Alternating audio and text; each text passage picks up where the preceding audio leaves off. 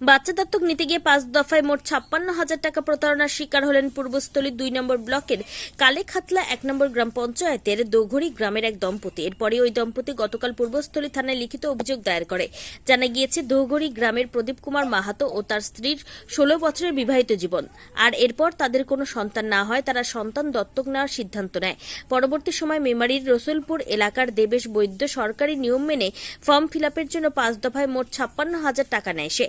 এরপর সন্তান দত্তক নিতে বর্ধমানে এসে সে জানতে পারে সে প্রতারিত হয়েছে।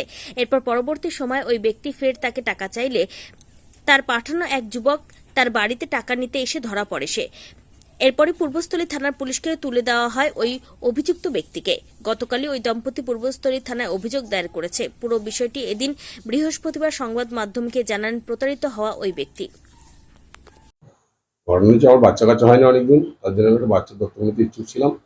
আমার এক বন্ধু বুদবুদে ওখানে ওনাকে বলেছিলাম একবার, উনি একটা বুদবুদের আরেকজনের সঙ্গে পরিচয় করিয়ে দেয়, উনি ওই সংস্থায় কাজ করেন।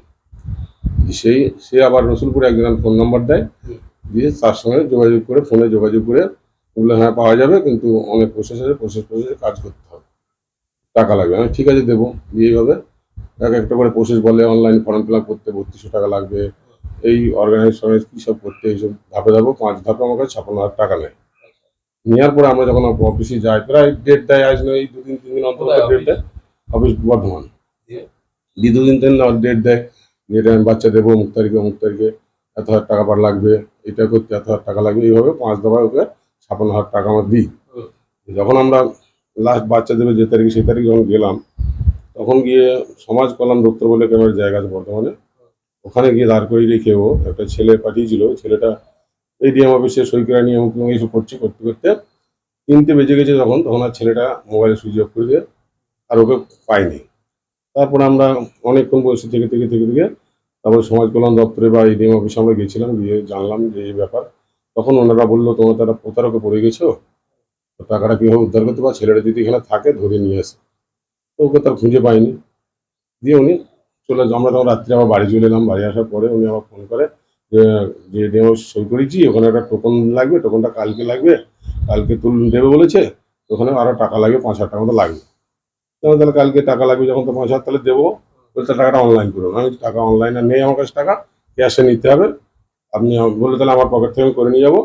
তুমি তাহলে কোথায় টাকাটা দেবে, আমি কোথায় নেবে বলো? বলে হেমাদপুরে নেবো। আমি তাহলে হেমাদপুরে না, বাড়িতে দিয়ে দেবো, চলে আসো, অসুবিধা নেই। এই বাড়িতে আসার পরে ওকে আমরা আটকে রেখে বলি তুই তো মিথ্যে কথা বলছিস, এইসব কোনো কাজ তোর নেই, তোর পুরো ফ্যাক্ট। হ্যাঁ, আমি থানায় ফোন করে থানাকে জানিয়ে তোকে তুলে দেবো, আর আমাদের টাকা ফেরত দিয়ে নাহলে তোকে থানায় তুলে দেবো। এই কথা বলতে তারপর থানার ভ্যান এসে ওকে থানায় তুলে দিই, বা গতকাল আমি ওর নামে এফআইআর করি।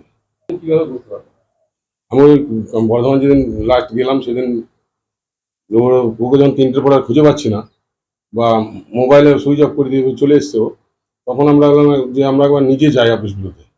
আমরা যখন অফিসগুলোতে গেলাম, সমাজ দপ্তর কল্যাণে গেলাম তখন ওরা বললো যে এই নামে এই লোক তো এর আগেও নাকি এরকম প্রতারণা করেছে লোকের সঙ্গে, তো তুমি তো 2 নম্বর জায়গায় পড়ে গেছো, তো টাকাটা কী করে উদ্ধার হয় সেই ব্যবস্থাটা করো, আর ওদেরকে ধরতে পারলে যদি বর্ধমানে থাকে ওকে পাও, ওকে আমাদের কাছে নিয়ে আসো, না করলে কোথাও যদি ধরতে পারো যে কোনো থানায় দিয়ে দিও। দিয়ে সেইভাবে ওর পরের দিন আবার টাকা চাপ দেয়, টাকা নিতে আসি বলে তোকে বলি টাকা নিতে আয়, তাহলে বাড়ি থেকে টাকা দেবো।